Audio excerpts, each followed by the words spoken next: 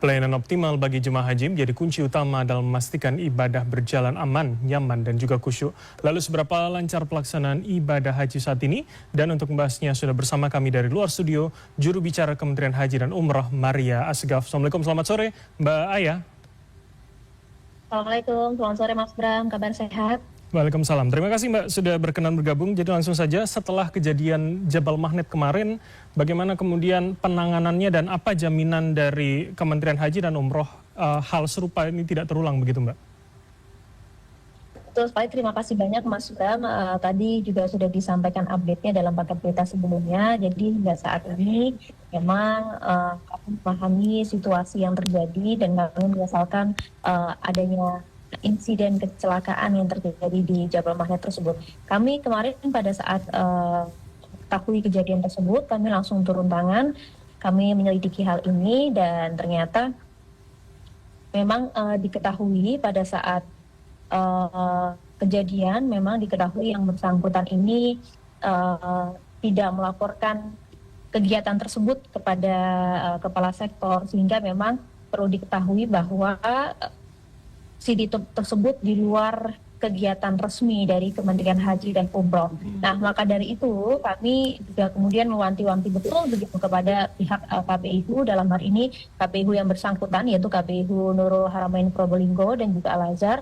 Kami sudah mintai keterangan dan kami juga kemudian sudah mendalami hal ini, dan memang jika diketemukan ada pelanggaran tentu akan kemudian kami lakukan sesuai dengan ketentuan yang berlaku. Jadi kami juga perlu ingatkan kepada seluruh KPIHU yang saat ini membawa jemaah haji ke Tanah Suci, begitu baik yang sudah berangkat maupun yang belum, tidak ada kemudian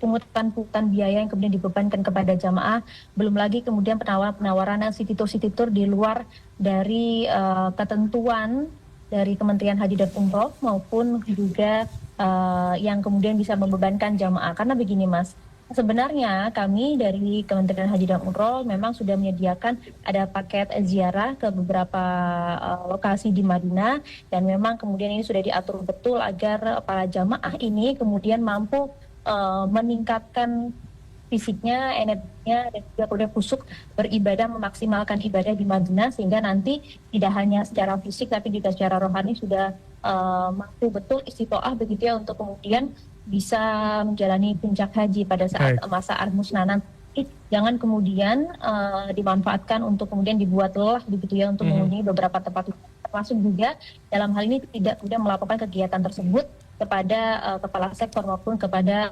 PPI yang berada di sana begitu. Jadi kami wanti-wanti betul KPIHU mengatur mentaati aturan-aturan yang berlaku.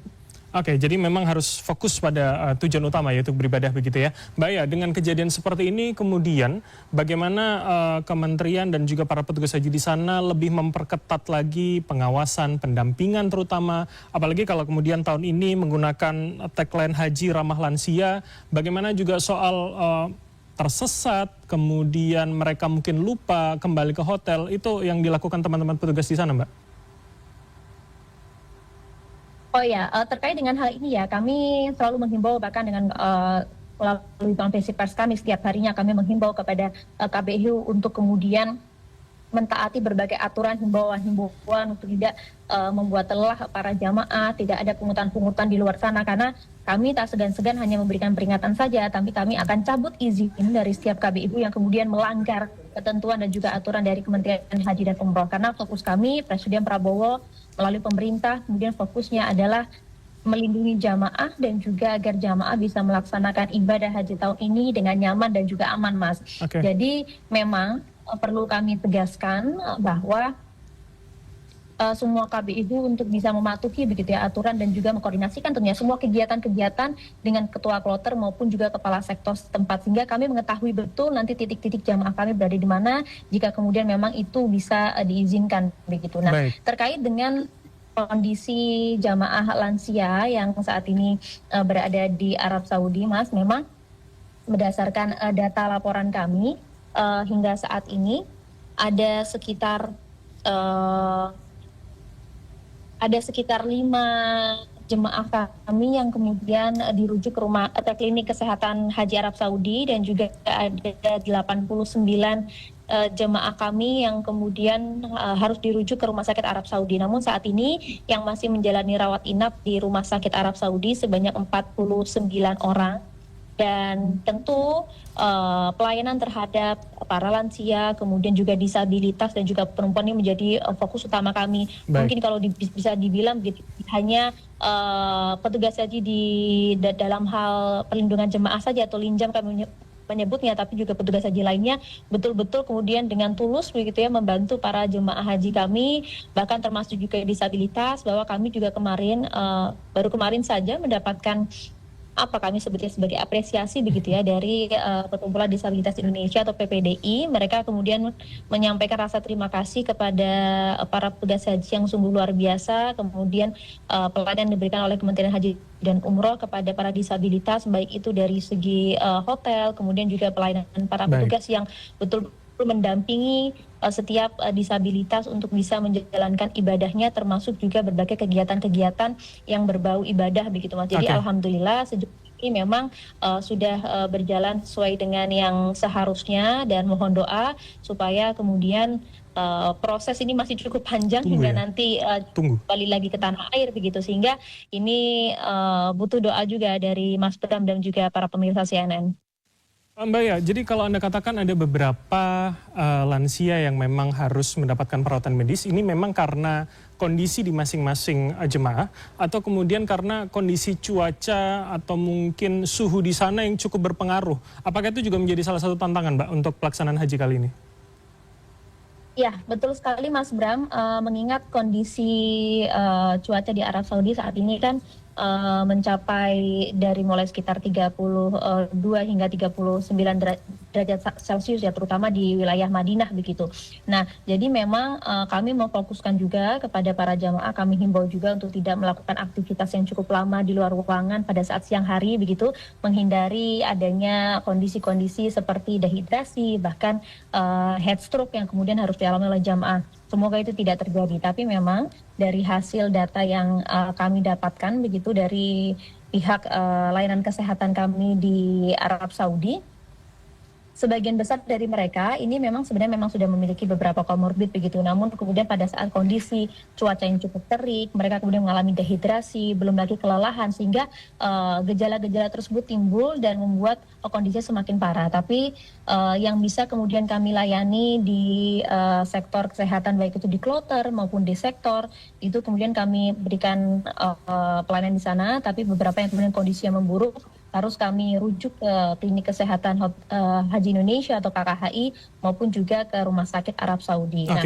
memang mayoritas begitu ya, mayoritas dari jemaah haji kita yang kemudian harus dilarikan begitu ke Klinik Kesehatan Haji Indonesia, sebagian besar dari mereka memang ada yang menderita darah tinggi begitu, kemudian mereka yang kelelahan maupun juga ada yang kemudian penyakit-penyakit gejala-gejala seperti demam dan juga batuk dan juga pilek gitu Mas. Oke, Mbak Ya, terakhir ini harus saya konfirmasi kepada Anda.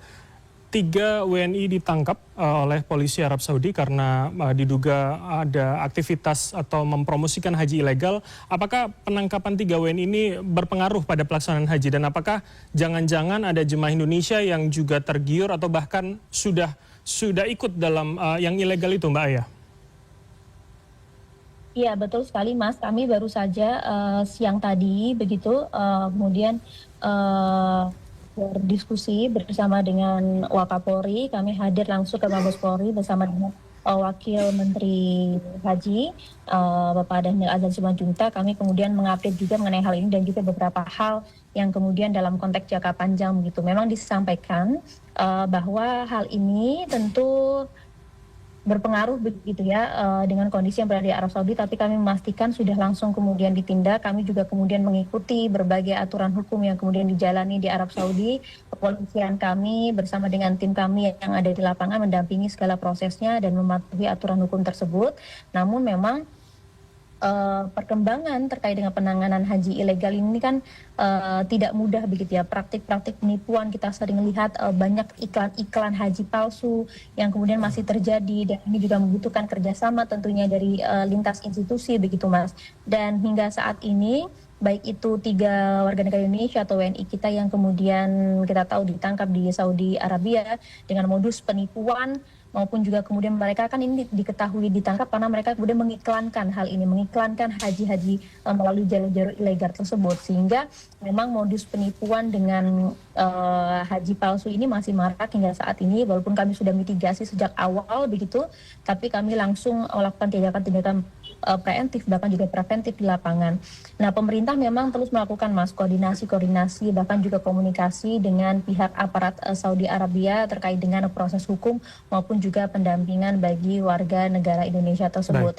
Jadi sebagai cara ke depan, sebagai tindakan upaya-upaya jangka panjang penguatan tata kelola penyelenggaraan haji pun, ini kami telah bersepakat juga tadi bersama dengan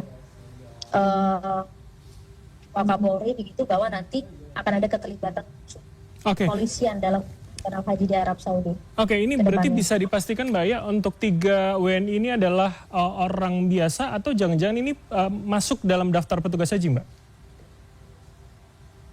Iya, ini sebenarnya kan kemudian ini menjadi ranah dari pihak Kementerian Luar Negeri ya Mas ya, tapi kami kemudian pada saat kami telusuri juga, ini sedang menjadi penelusuran kami juga di lapangan Mas, termasuk karena kan pada saat penangkapan menggunakan baju petugas haji ya. Dan memang banyak sekali kemudian cara-cara dari mereka yang memang pada saat kemudian mendaftar begitu, mereka mumpuni secara kapasitas begitu, namun ternyata mereka memang melakukan hal-hal yang di luar itu. Jadi kami tak segan-segan kemudian melakukan tindakan tegas terhadap mereka-mereka yang kemudian diketahui melakukan tindakan-tindakan ilegal, termasuk juga menyebarkan iklan-iklan haji palsu di luaran, sehingga tidak hanya berhenti di sini saja Mas, kami langsung melakukan penelusuran-penelusuran juga untuk melihat apakah kemudian praktik-praktik ilegal semacam ini juga masih berlangsung dan bahkan dimanfaatkan oleh mereka yang menyusup ke dalam bagian petugas haji begitu. Oke, baik.